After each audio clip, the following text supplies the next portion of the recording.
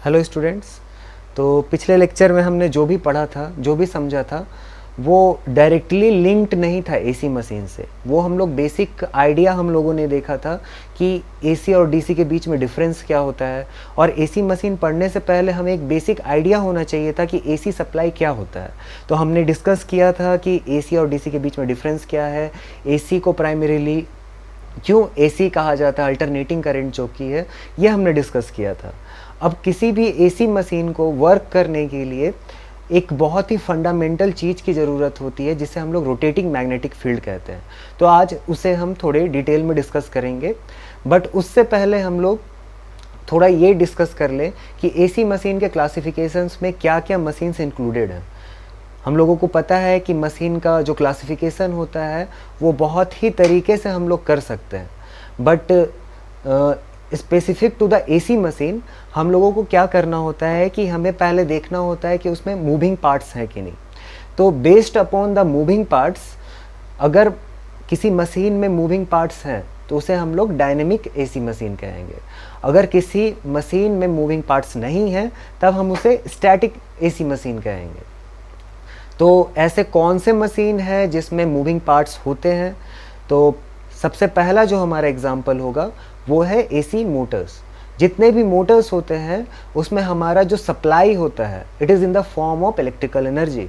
इसका मतलब जो हम लोग सप्लाई देंगे वो एसी इलेक्ट्रिकल फॉर्म में होगा, and the output will be in the form of mechanical energy, specifically in the form of rotational energy.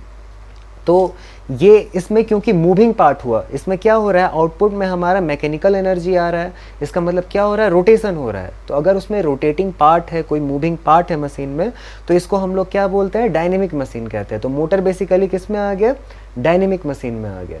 दूसरा मशीन जो कि डायनेमिक मशीन के कैटेगरी में आता है वो है जनरेटर, एसी जनरेटर, जिसको हम लोग अल्टरनेटर भी कहते हैं। 3 फेज जो हमारा जनरेटर होता है इन केस ऑफ एसी, उसे हम लोग अल्टरनेटर भी कहते हैं। अब इसमें क्या होता है कि जो हमारा इनपुट होगा वो it is in the form of mechanical energy. इसका मतलब क्या होगा, उसमें एक प्राइम मूवर होता है, उसको हम लोग रोटेट करते हैं। रोटेट करने पे क्या होगा, उस रोटेशन के कारण जो हमारा फाइनली आउटपुट होगा it will be in the form of electrical energy, specifically in the form of AC electrical energy. तो ये दो हमने मशीन्स देखे जिसमें जो हमारा मशीन होता है उसमें कुछ मूविंग पार्ट्स होते हैं। कुछ ना कुछ ऐसा होगा, या तो पूरा मशीन ही मूविंग होगा या तो उसमें कुछ ऐसे पार्ट्स होंगे जो कि मोशन में होंगे। While the machine is working उसमें कुछ मूवमेंट होगा, उसमें कुछ मोशन होगा। तो ऐसे मशीन को हम लोग डायनेमिक एसी मशीन कहते हैं। अब दूसरी कैटेगरी जो आती है एसी मशीन के अंडर वो है static AC machine. Static AC machine का मतलब क्या हुआ, इसमें कोई भी मूविंग पार्ट्स नहीं होंगे थ्रू आउट द मशीन। ना खुद मशीन मूव करेगा, ना उसमें कोई ऐसा पार्ट होगा जो कि जिसमें मोशन होगा, जिसमें कोई भी मूवमेंट होगा। तो ऐसे मशीन को हम लोग बोलते हैं स्टैटिक एसी मशीन। तो इसका सबसे बड़ा जो एग्जाम्पल है वो है transformer.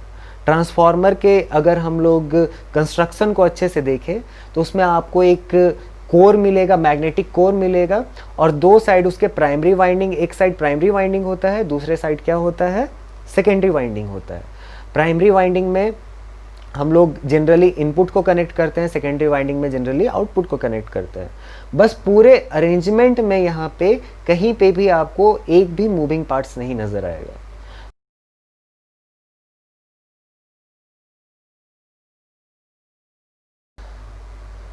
Now before going further into the discussion of AC machine, क्या क्या टाइप्स होते हैं उसमें, अभी तक हम लोगों ने एक बेसिक क्लासिफिकेशन देखा कि एसी मशीन को हम लोग दो कैटेगरीज में ब्रॉडली डिवाइड करते हैं, वो है static machine and dynamic machine. अब फर्दर इसमें आगे बढ़ने से पहले हमको ये समझना ज़रूरी है कि मैग्नेटिक फील्ड्स क्या होते हैं। तो एक बेसिक सा हम लोग इसमें एक आइडिया लेके चलेंगे, एक बेसिक सा अंडरस्टैंडिंग लेके चलेंगे कि मैग्नेटिक फील्ड बेसिकली होता क्या है, एंड उसी पे बेस्ड हमारा बाकी का जो भी मशीन का कंस्ट्रक्शन होगा, वर्किंग होगा, उसी पे हम लोग डिस्कस करेंगे। आप लोगों ने पहले भी सुना ही होगा कि मैग्नेटिक फील्ड क्या होता है, ये कुछ नई चीज़ नहीं है, बट हम लोग इसे थोड़ा सा ब्रशअप कर लेते हैं। तो मैग्नेटिक फील्ड क्या होता है, जनरली जो हमारा मैग्नेट होता है मैग्नेट आप लोगों ने देखा होगा, एक सबसे कॉमन एग्जांपल जो होता है वो रेक्टेंगुलर बार मैग्नेट होता है। अब वैसे मैग्नेट में क्या होता है, दो पोल्स होते हैं, नॉर्थ पोल होता है और एक साउथ पोल होता है। तो ये दो पोल्स ऐसे पॉइंट्स होते हैं इन द मैग्नेट जहाँ पे मैग्नेटिक स्ट्रेंथ जो होता है उसका वो मैक्सिमम होता है। इसका मतलब जो भी हमारा मैग्नेटिक स्ट्रेंथ हो रहा है, जो भी मैग्नेटिक अट्रैक्शन है, मैग्नेटिक अट्रैक्शन का मतलब क्या हुआ, कोई भी मैग्नेट अपने साइड में, अपने अराउंड में क्या करता है, कुछ मैग्नेटिक पार्टिकल्स को पुल करने का स्ट्रेंथ रखता है। वो कितने स्ट्रेंथ से उन मैग्नेटिक पार्टिकल्स को पुल कर सकता है उसी को हम लोग बेसिकली डिफाइन करते हैं as the magnetic strength of that magnet.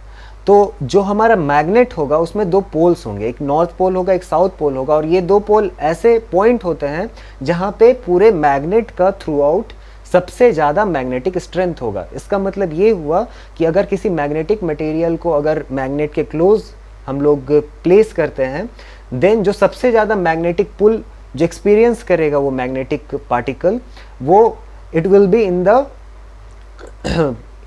The location closer to the magnetic poles.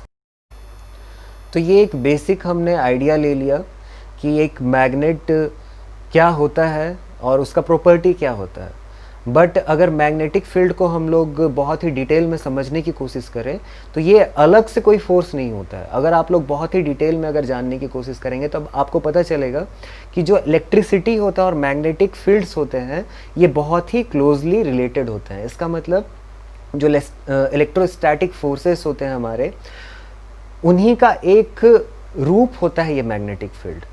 ये हम लोग जब space, speed of light and frame of reference, ये सब जब हम लोग रिलेट करेंगे, ये सारी चीज़ें अगर हम लोग क्लोजली मॉनिटर करेंगे तब हमें पता चलेगा कि ये इलेक्ट्रोस्टैटिक फोर्स ही होता है जो कि अपने आप को मैनिपुलेट करता है, अपने आप को दिखाता है in the form of magnetic field. But ये हमारे स्कोप में अभी नहीं है, ये कभी हम लोग और डिस्कस करेंगे। But for the time being हमें ये आइडिया होना चाहिए कि magnetic field it comes from the electrostatic forces.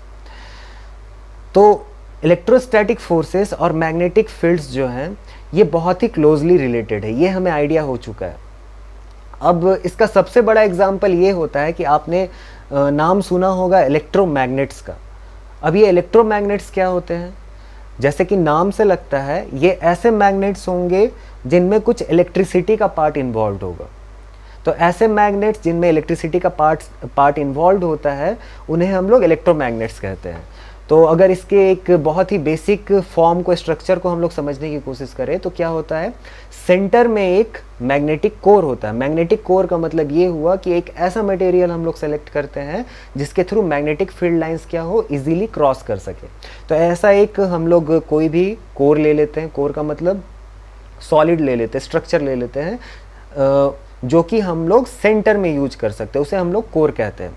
अब क्या करते हैं, उसके चारों तरफ हम लोग जनरली कॉपर वाइंडिंग्स, मतलब कॉपर के वायर का टर्न्स हम लोग एक एक करके थ्रू आउट द कोर हम लोग एक एक करके टर्न्स उसमें करते हैं। अब कॉपर का इसलिए यूज कर रहे हैं हम लोग क्योंकि it is a very good conductor of electricity. हम लोग चाहें तो कोई और भी कंडक्टर यूज कर सकते हैं, लाइक एल्युमिनियम यूज कर सकते हैं, आयरन यूज कर सकते हैं। बट इसमें एक बेसिक जो नेसेसिटी है ये बस यही है कि जो हमारा कंडक्टर यूज हो रहा है, जो हमारा वायर यूज हो रहा है, वो it should be electrically coated. इसका मतलब क्या हुआ, जब भी हम लोग वाइंडिंग्स टर्न्स हम लोग जब भी एक के बाद एक टर्न उसमें वाइंड अप कर रहे हैं तब क्या होना चाहिए कि हर एक टर्न के बीच में इलेक्ट्रिकल आइसोलेशन होना चाहिए। नहीं तो क्या होगा कि करंट थ्रू द कंडक्टर नहीं फ्लो होके वो directly across the core flow करने लगेगा। तो इसीलिए बस एक चीज़ हमें ध्यान में रखनी होती है, अगर एक इलेक्ट्रोमैग्नेट बना रहे हैं तो उसमें जो हमने वायर यूज किया है, जो भी हमने वाइंडिंग्स यूज किए हैं, it should be electrically coated. तो बेसिक स्ट्रक्चर पे हम लोग वापस आते हैं। बेसिक स्ट्रक्चर क्या होता है एक इलेक्ट्रोमैग्नेट का, एक मैग्नेटिक कोर होता है सेंटर में, उसके चारों तरफ हम लोग वाइंडिंग्स देते हैं किसी भी कंडक्टर का, जनरली वो कॉपर होता है। अब क्या करते हैं कि इसमें दो, क्योंकि हमने टर्न्स जहाँ से लेना शुरू किया था और जहाँ पे टर्न ख़त्म हो रहा है वहाँ पे हमें दो एंड पॉइंट्स मिलेंगे उस कंडक्टर के, उसे हम लोग टर्मिनल कहते हैं। अब उस टर्मिनल को हम लोग थ्रू इलेक्ट्रिकल सप्लाई कनेक्ट करते हैं। जैसा कि आप लोगों को इसमें पीछे दिख रहा होगा कि हमने जो 2 वाइंडिंग्स के टर्न्स मिले थे, एंड पॉइंट्स मिले थे, उसे हमने एक डीसी सोर्स से कनेक्ट किया है। अब डीसी सोर्स से जैसे ही कनेक्ट करते हैं, तो क्योंकि ये एक वोल्टेज सोर्स है और हमने कंडक्टर इसमें कनेक्ट किया है, तो करंट फ्लो होगा। तो करंट फ्लो होने के कारण क्या होता है, मैग्नेटिक फील्ड उसमें जनरेट होता है। तो ये बेसिक प्रिंसिपल है इलेक्ट्रोमैग्नेटिज्म का।